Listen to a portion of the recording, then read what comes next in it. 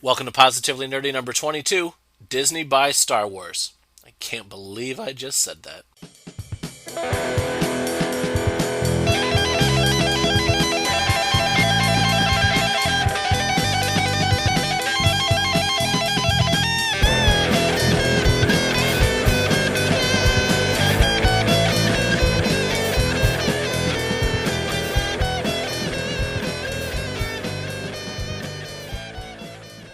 I have never been happier to have my own podcast. A chance for me to actually speak my mind and share it with someone other than my wife, who started rolling her eyes very soon after I first realized the big news that we're here to talk about. Of course, we are here to talk about Disney's acquisition of Lucasfilm Limited and everything that comes with it: Star Wars, ILM, Skywalker Sound, I believe. We are here today to primarily talk about Star Wars specifically. And like I said, I'm very, very happy to have my own podcast, a chance to express myself. I've been a little jittery. My wife was joking she could actually hear my brain frying over the news. This is exactly why I wanted to start/create Positively Nerdy. Here you will find no lame bullshit Disney Star Wars jokes. There are no look at how clever I think I am complaining. This is meant to be an examination, by and large a celebration, because I am very excited about this. This is also largely off the cuff. I'm recording this the night the news broke, so forgive my emotions and my ranting and anything else that comes out of this that is less than professional. I just really wanted to get my thoughts out of my head. I scratched some down so I wouldn't be completely incoherent in this podcast, but we'll see if that works or not anyway. But now it is time to get excited. Let's talk about Disney and Star Wars. And first things first, how did I hear the news? Everybody found out differently. Facebook, Twitter, the internet in general, things like that. I actually found out from Pixel Dan. That guy pretty much runs the internet, apparently. That Pixel Dan, what a guy. I was actually exchanging emails with Dan regarding an upcoming podcast, Disney related, appropriately enough, when suddenly Dan just sends me an email, seemingly out of the blue, that says Disney Star Wars in all caps. And I replied simply, "What?" Thinking maybe Dan wants to suggest a future podcast. Dan and I have done a Disney podcast in the past, along with Jason Evolve from Toy World Order, and I plan to do more Disney podcasts in the future. Dan and I are both very big Disney fans. I feel it's kind of appropriate, I found out from Dan. But no, Dan does not want to suggest a future podcast. Dan wants to tell me, jokingly, that apparently I am not online or my internet is broken because I didn't hear the news that Disney bought Lucasfilm. I actually was having a very, very long day at work and I basically had to hide my phone from myself because I needed to get my work done. So that probably, honestly, looking back on the timeline of the day, happened just before the news broke. So I got my work done and then found out from Dan later, which is probably a good thing. And again, it didn't seem that outrageous that Dan would suggest that because Disney and Lucasfilm share a long cooperative history, as I'm sure we'll talk about later. But in the words of the immortal Darth Vader, this will be a day long remembered. Immediate flashbacks for me were to Disney purchasing Marvel, not only because of the implication on me as a fan, but because of the damn internet. Most of the people that went ridiculous after Disney bought Marvel are at it again, and still have not developed a sense of humor, by the way. Almost every comment I read online today was just absolutely ridiculous. There were a few that made me laugh. William West, shout out to you, buddy. Mike Lacey made me laugh only because I saw it first, but the Leia Disney princess joke has already run its course. But Mike was the first person to post it for me to see, so I'm going to give Mike credit, even though I know he stole it from somewhere else. Don't lie, Mike, you did. I'm not even going to dignify most of these comments by repeating them because it's ridiculous. They were ridiculous when Disney bought Marvel. They're ridiculous with Disney and Star Wars. Most of them are not funny. Yes, we get it. You don't like Jar Jar. But the Punisher didn't lay down his guns. Wolverine didn't get declawed. Nothing happened dramatically or it's certainly not in the comics anyway, when the House of Mouse took over the House of Ideas. If anything, it was good, but again, we're going to talk about that later. Disney acquiring these companies is not the Roger Rabbit equivalent of Judge Doom buying the red car to dismantle it to make room for something else. Disney buys these things to make money off of them. They see them as money makers, so they buy them out so Disney is the one making that money. Disney bought Star Wars because it's a moneymaker. Star Wars stops making money if they change it, so obviously Disney's not going to change it. Disney's going to have an influence on it, and we'll talk about that, obviously. But They did not change. They're not going to change it, at least not dramatically, and I don't think for the worse. And some of you are saying already, ha ha ha. Yeah, I know the prequels already ruined Star Wars. I love the prequels. I will. I'm going right out there and saying I will not put them above the original trilogy. Obviously, I didn't grow up watching the prequels like I did the original trilogy, but there's a generation out there that is growing up watching the prequels. The prequels are their Star Wars, and Disney, I'm sure, is well aware of that and wants to. That's what Star Wars is. Star Wars is for the kid in us. It's for kids, and Star Wars is constant. I guess I don't. Disney and Star Wars have a lot in common. Let's just put it that way. It's for the kid in all of us, not the cynical ass adult in all of us. Um, as I mentioned, Disney's bought Marvel, and not that long ago, Disney bought Pixar, even though it might seem like it was a long time ago. And I was one of many, I'm sure, that was scared when Disney bought Pixar. I thought to myself, there is no way that Disney is going to not screw this up. And they said that they swore up and down. They said they would leave Pixar alone, leave Pixar to their own devices. Disney was again just going to make money off of Pixar essentially, but also give Pixar that financial backing to let Pixar be Pixar. And they've done that. And maybe the reason we're seeing so many Pixar sequels is because of Disney. I'll grant you that, but movies like Ratatouille and Brave are far from the typical Disney movie. They're not easily marketable. It's hard to put a Happy Meal toy in a Happy Meal. It's a rat. Like you, that's they're not the typical Disney fare, but it's what Pixar wanted to do, and Disney let Pixar do it. On the Marvel side of things, I was excited about that deal from the get go. Again, all the jokes were made. We've talked. I'm not. No, yeah, I'm not talking about it. But after Avengers, nobody's laughing. Disney's Disney's financial backing, their pocketbook, so to speak, helped return all of the television rights to Marvel. At least that's the best of my knowledge. If somebody knows I'm wrong, correct me. But Marvel or Disney now has the rights to all of their own characters in terms of television and more specifically cartoons. Because I like Ultimate Spider-Man. I get everybody doesn't, and that's fine. Earth's Mightiest Heroes, though, I would put as probably one of the best animated superhero shows ever. Personally, for me, I know I'm a Marvel guy. I'm going to put it right behind Batman the Animated Series. Marvel Earth's Mightiest Heroes is terrific. And because of marketing and because of dedicated cartoon channels owned by Disney, it's gotten a chance to flourish. The Disney deal with Marvel had almost no effect on publishing. But obviously, the movies were the biggest help Marvel received from Disney.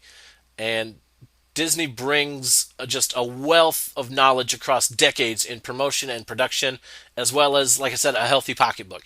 And I know that Marvel started their own Marvel Studios films prior to the Disney transaction, but it was on a shoestring. They were almost literally a flop away from the wheels coming off.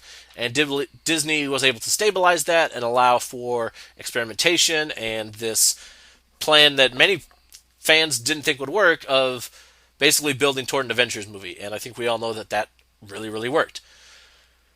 So, how does this have to do with Star Wars? Well, that's Disney's track record. That's what Disney has proven to do just in the past decade. I'm not sure how long. How long ago was the Pixar transaction? I don't know.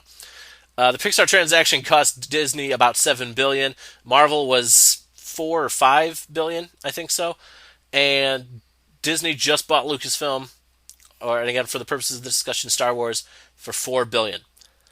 Kind of a deal when you look at it like that. And considering the history that Lucasfilm and Pixar have, it's kind of bizarre. Lucas actually had his fingers in Pixar's origins back when they were kind of an offshoot of ILM, and Lasseter and company were doing amazing things, visual effects, the Stained Glass Knight in Young Sherlock Holmes, the Genesis video in Star Trek II: The Wrath of Khan.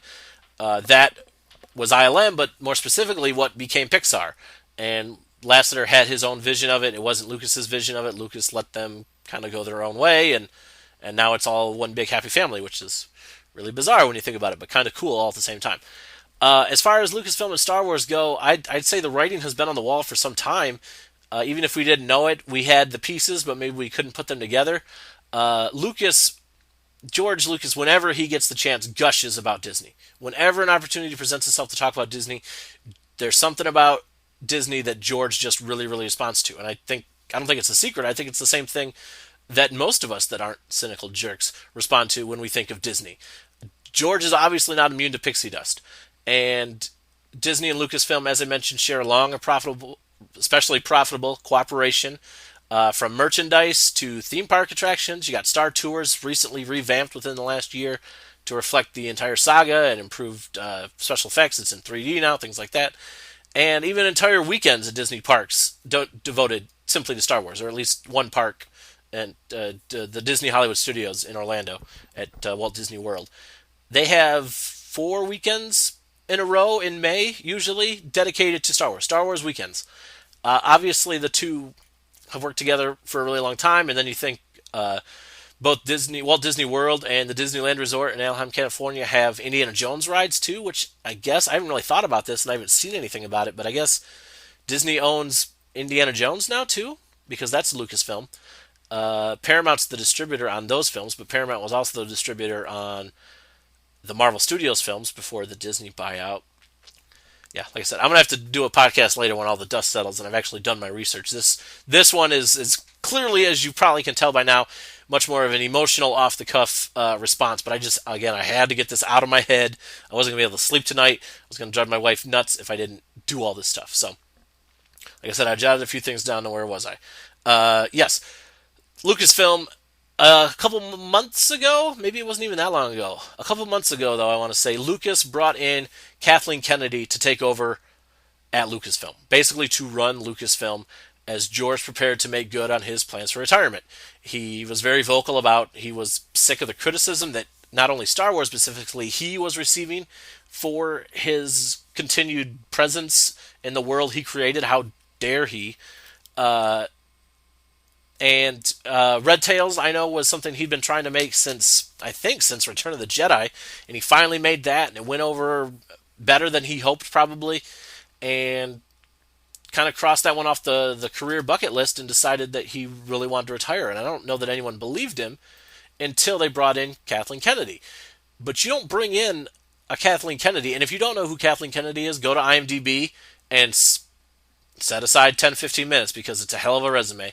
If you don't bring in a Kathleen Kennedy to just quote unquote watch over things. She's not shepherding the flock. She's there to steer and to take it into a direction. We just didn't really know what that was until now. And Disney has already announced that she is going to be the president, I believe, of. I'm trying to shift through these articles and talk all at the same time, and it's not working. But Disney has already announced her official position basically as the head of all of Lucasfilm and the brand manager for Star Wars. Being very, very, not very, very, but being somewhat familiar with the kind of the hierarchy of Lucasfilm, I kind of wonder and hope that the gentlemen below Lucas that have helped him, guys like Leland Shee come to mind.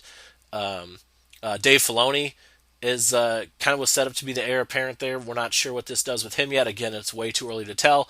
But again, they didn't purchase Star Wars to tear it apart. Clone Wars will continue, I have no doubt. Maybe it'll shift to Disney XD at some point.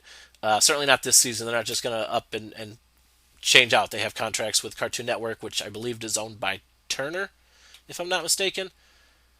Maybe it's Viacom. I don't remember. It doesn't matter.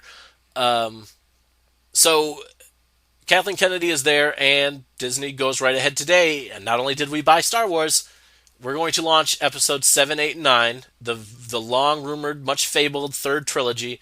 And episode 7 is going to come out apparently in 2015, which seems terribly rushed. But Lucas and Lucasfilm keep things pretty tight-lipped. They could have been working on this. We don't really know. Again, Kathleen Kennedy's been there for a while. They might be well underway.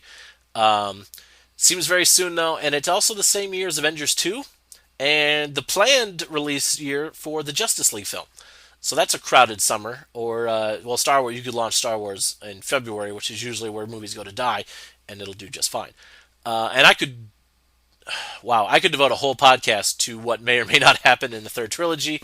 Is it going to pick up right after Jedi? Are they going to try to bring back Mark Hamill, Carrie Fisher, or Harrison Ford? Seems unlikely.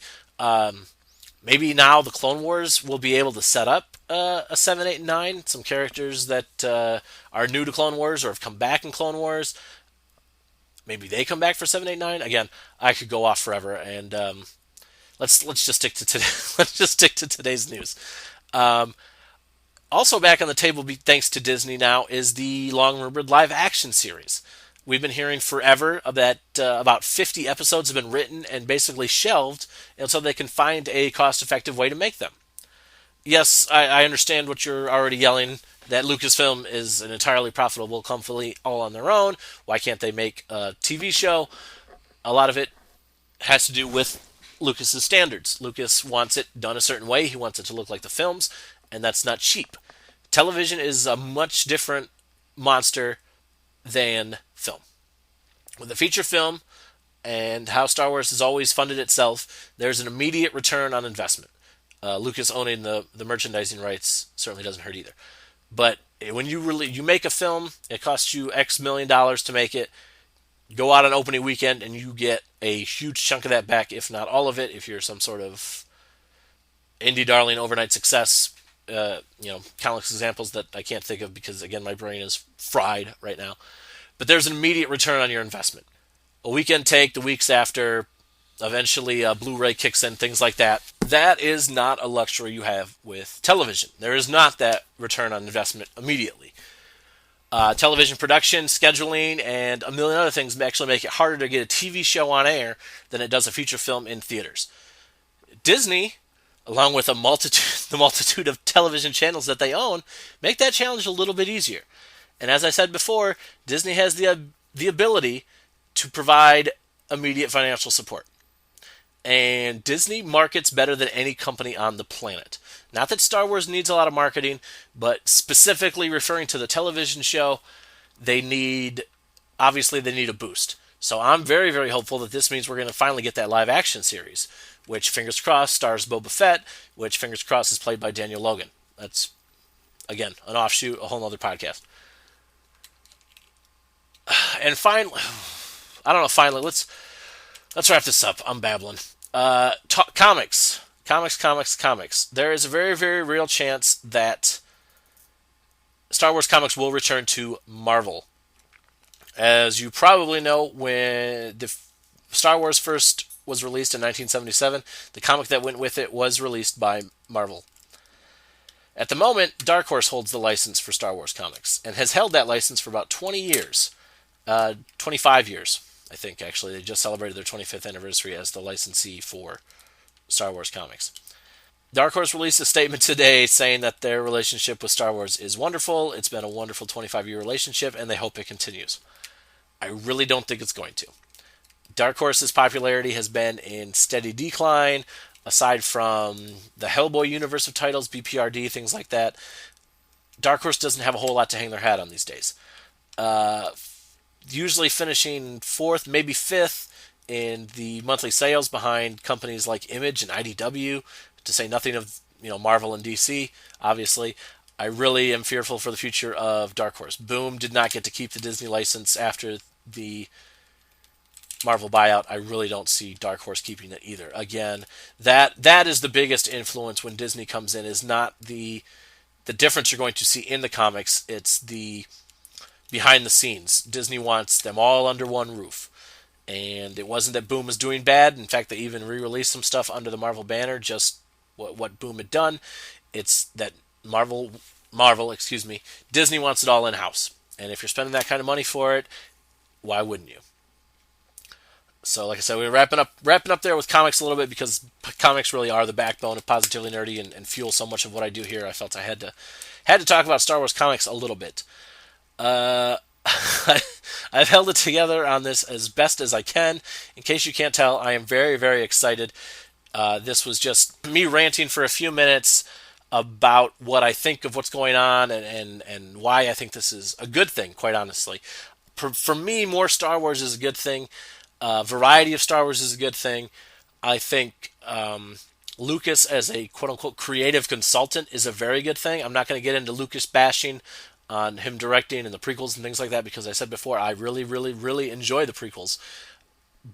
But you also look at a series like Star Wars The Clone Wars, which I think is phenomenal, and that is an example of Star Wars existing beyond the movies that uses George as that creative consultant, and some other people are literally doing the writing and the directing and things of that nature. So I think George will always have a hand in Star Wars, even if he's going to retire and return to the documentaries and the other things he has planned, the more art house style films, and he can do a lot more with the Film Preservation Society that he does a lot of work with. I think this is nothing but good things. And again, in a week's time or more, I'll be back to discuss this more in depth, more facts, more things will have come to light, and perhaps I'll have some guests on to offer a variety of perspectives on this dramatic news. So, thank you for listening to me rant. I don't know what you all think about this, but you need to let me know. And the best way to do that would be to follow Positively Nerdy on Twitter at Positively Nerdy, and stay tuned for more on this podcast. Not only Disney, not only Star Wars, but Star Wars and Disney and comics and anything else I feel like talking about, because this is Positively Nerdy. Celebrate your fandom.